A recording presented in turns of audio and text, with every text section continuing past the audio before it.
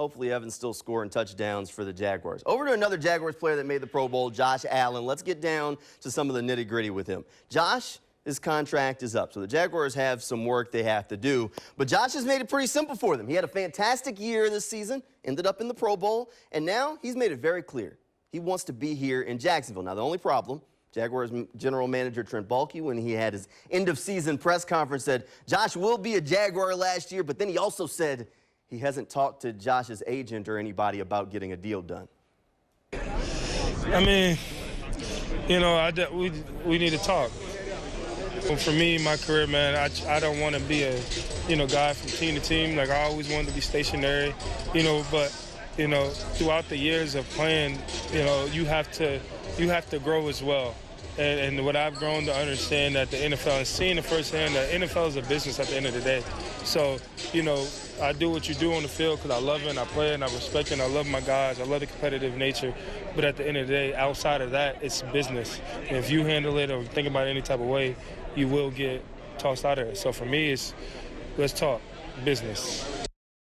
So let's talk business. Look, the Jaguars haven't talked to his people, and this is going to be a very big, expensive deal that Josh Allen is going to get either in Jacksonville or somewhere else. So definitely things are leaning toward Josh Allen ultimately being franchise tagged for the team. So what does that mean? The NFL franchise tag deadline is March 5th. So the Jaguars have until March 5th to decide just what they're going to do if they're going to put this franchise tag on Josh Allen. That's a one-year contract, and that one-year contract is very expensive. That's 1 year, $20 million that will go right on the Jaguars salary cap. Now, that's a pretty good payday for Josh Allen, but a lot of players want that long-term security. So then the question becomes, would Josh Allen play on the franchise tag? Or is the franchise tag just a placeholder like it was for Evan Ingram a year ago while the team tries to get that long-term deal done?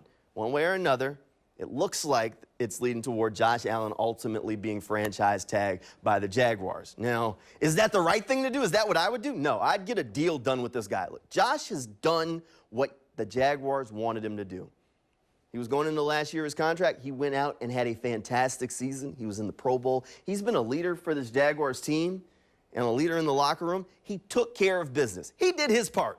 Now it's time for the Jaguars to do their part. When was the last time that you can remember back-to-back years with elite Jaguars players saying, I want to be in Jacksonville, sign me and keep me here in Jacksonville? Last year was Evan Ingram. This year, Josh Allen's made it perfectly clear. He wants to be a Jaguar in the future. Jaguars just have to do their part. And so far, they haven't. Josh did his. He went out and had a fantastic season, but now it's time for the Jaguars to get to work. Now, the question is, can Trent Baalke ultimately get the job done? I don't know.